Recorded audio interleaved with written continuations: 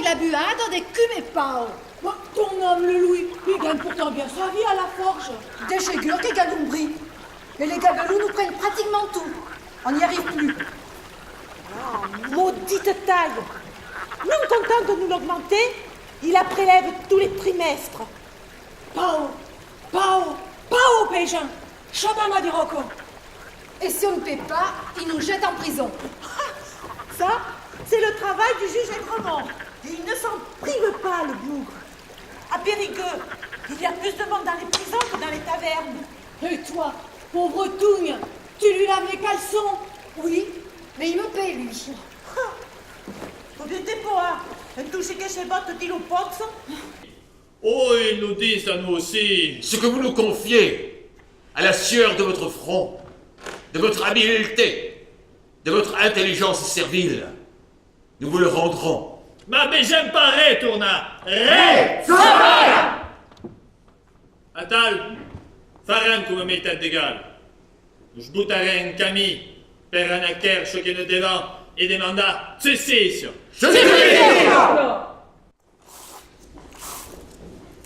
Le Buffaro rejoue, Antoine. Tout d'un peu continuer à débire et tal. D'ailleurs, on ne vit pas. On survit. Et encore, on y perd notre dignité. Il a raison, Buffaro. Seul, on ne peut rien. Mais ensemble, on peut abattre des montagnes. Tu dois te joindre à eux, Antoine. On batte des montagnes, pas les commoder, Longo. Mais avvisons-nous, Maria. Cuchet, nos paysans, Réma nos paysans. Oui, des paysans, mais aussi des potiers, des forgerons, des teinturiers, des charbonniers, des tisserands, le pipe d'un croquant que c'est. Le peuple de Cook. Mais faire rire. D'un côté, des artisans qui possèdent leur atelier et qui vendent cher leurs marchandises. De l'autre, des paysans, manouvriers, domestiques ou métayers comme nous. Des gens qui ne sont même pas propriétaires des terres qu'ils cultivent. Outrepassant ses droits, le duc d'Épernon, gouverneur de la Guyenne, a osé bafouer ceux de nos provinces en établissant de nouvelles levées d'impôts. C'est une insulte contre le peuple. De plus, les arrêtés de ces nouvelles levées ont été pris sans commission royale. C'est une provocation contre le roi.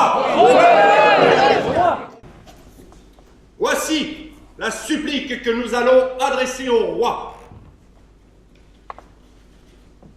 Sire, il y a des années que le Périgord est épuisé par le paiement des tailles et des redevances, à tel point que les impôts sont supérieurs aux revenus de vos sujets.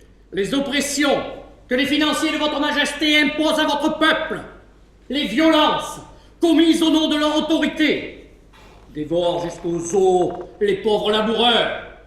Cette violence leur a mis le fer aux mains et a changé leur soc en armes pour demander justice ou pour mourir en homme libre. Sire, depuis le jour qu'en raison de la guerre, le commerce a cessé, que le vin, le bétail et la châtaigne n'ont plus eu de transport en pays étrangers, notre province n'a pu, pour payer ses impôts, changer les pierres en pain et les fougères en argent.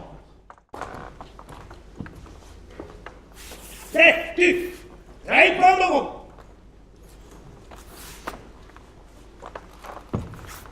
Et tu qui vas faire le modèle per nous autres.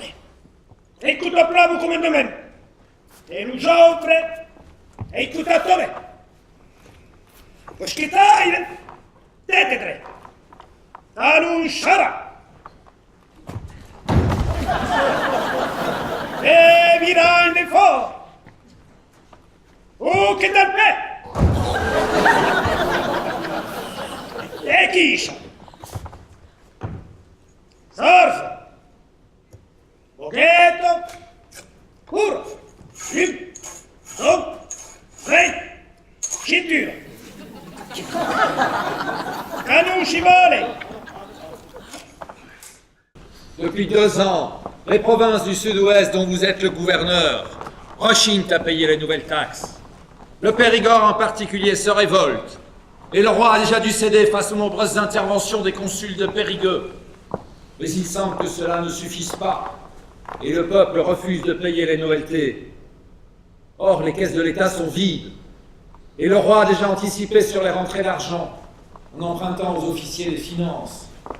Monsieur le duc, nous avons absolument besoin de cet argent pour armer notre pays et faire face à l'Espagne. Alors au printemps, tout naturellement, quand le tocsin a sonné au clocher des paroisses, nous avons rejoint la commune de Montpazier, qui est allée grossir l'armée des croquants de Madaillan. Ah, le Madaillan, c'était un noble. Il n'était pas de notre condition, mais il était de notre parti. Le Madaillan, qui era un guerrier, une copdale des premières. Il avait tout de suite compris comment utiliser nos compétences. Il n'y a plus de général, cher Gréti. La commune de Périgord n'est plus. Buffaro est mort roué, et Ribérex le Turc décapité, Jean de Fête décapité, Léonard Bonamy roué, Pinault roué, et la Motte Laforêt est en fuite. Non, je te le dis, Pierre, tout est fini. Nous sommes les derniers. Et perché che mi sei venduto? Per me dire che Fabiano Résignan? Il l'a dit, mais tu le sais mal. Ah, mais non, mon gros Dan. Moi non plus, je n'ai pas renoncé. Ce que je veux dire, c'est que notre combat doit changer de forme. Écoute, le comte de Soissons, lui aussi veut en finir avec la tyrannie de Richelieu. Il a même d'ailleurs tenté de l'assassiner, et il est maintenant réfugié chez le prince de Sedan. Tous deux ont de grands projets, et nous devons nous joindre à eux. Ils nous appellent croquants, porteurs de crocs, pensant nous humilier, nous renvoyant à nos bâtons. Mais encore une fois, ils se trompent. Ce bâton, c'est la forêt qui nous le donne pour combattre l'injustice et la tyrannie. Comme elle a fait avec Jean de l'Ours, notre ancêtre à tous. Tu connais l'histoire de Jean de l'Ours, Madaillan? Nous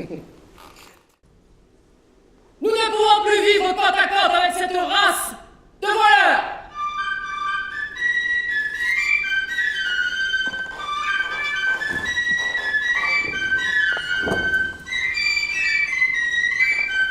Le comte de Grignan s'avance avec ses troupes en rang serré. Régiment de Thomas, régiment de Ventadour, compagnie des Mochis. Ils avancent au son du corps, des fibres, des tambours, ils progressent. Une perdu, deux par deux, une perdu, 200 hommes, 14 officiers de l'armée du roi et des milices. Nous changeons, 14 officiers de l'Armada del Rey et de l'Oiville au Pomochat. Ils sont tombés. Chantoma.